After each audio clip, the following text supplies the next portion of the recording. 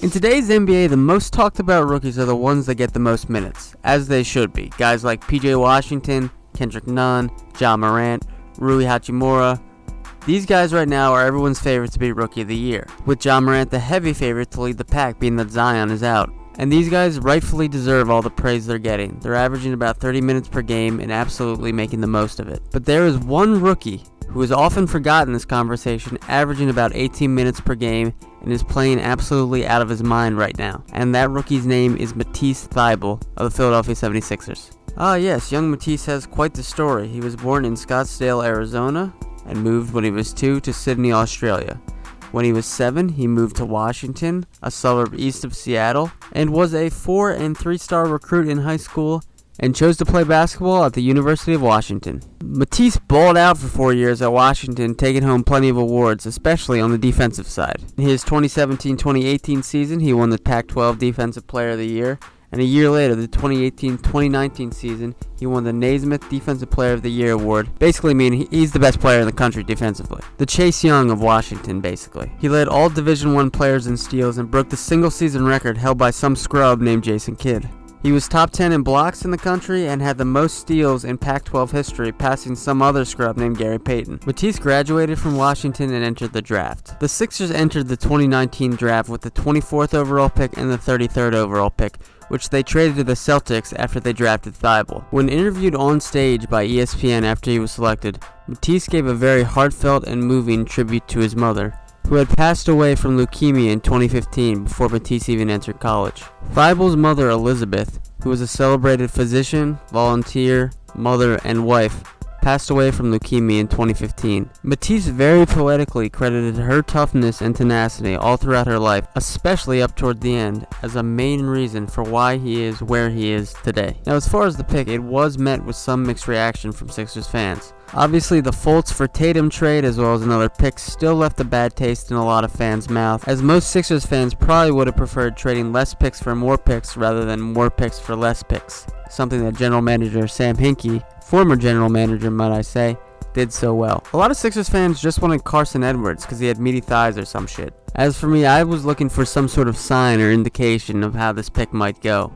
Was this the right pick? Was it not? Well, I got my answer the next day when our Sixers user Jagi1124 posted a very old image of the founder of the process, Sam Hinkie, staring down our 2017 number 1 overall pick, Markelle Fultz. As a Sixers fan, you couldn't get away from this image when Fultz was drafted. It was as if to say Hinkie is still watching over the Sixers and Fultz is the right guy. After Fultz was traded to end a tumultuous time in Philly, this image kinda hit the back burner. We didn't see it as much. Until Reddit user Jagi posted a day after the draft, pointing out that Hinkie was actually looking at Thybulle the whole time. Holy shit! And just like that, a legend was born. Now, after a pretty promising summer league and a conversation with Brett Brown that went something like this.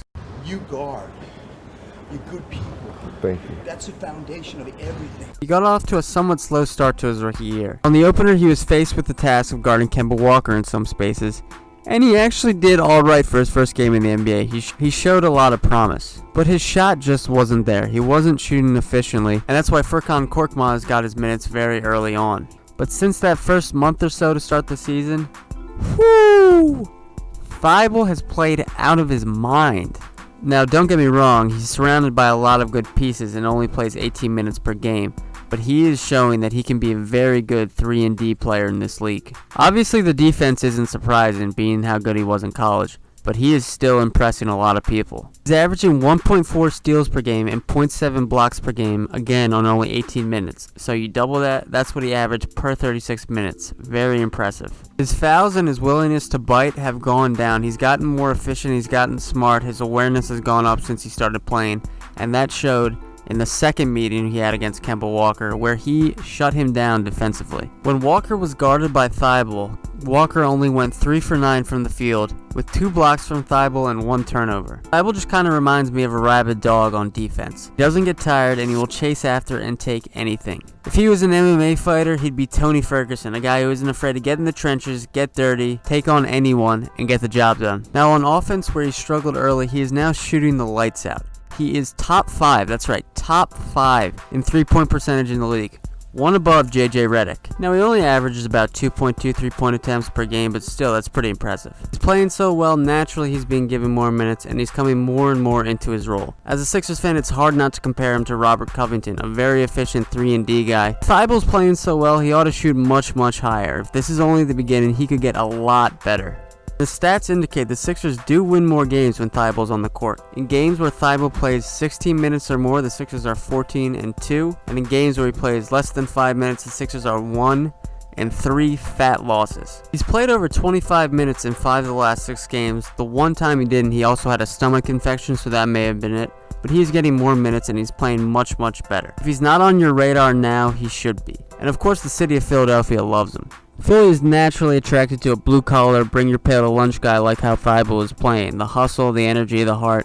Philly gravitates towards a player like that. It also doesn't hurt that he visits hospitals to meet with sick children, as well as give Chick-fil-A to homeless people on the streets of Portland, Oregon. In a great article written by one of the premier sports journalists, Keith Pompey, Thybulle says he actually doesn't like to talk about his community service too much, which to me means that he secretly patrols the city of Kensington, ridding it of crime, dressed as Batman or something. Alright, that concludes our video on the promising young star Matisse Thybulle. If you don't like him not only as a player, but as a person, then go fuck yourself. Alright, Air Baby D, play us off. My chain, hikey, icy, she like that joint really blinding me. Playing my emotions with my heart, I'm playing hide and seek.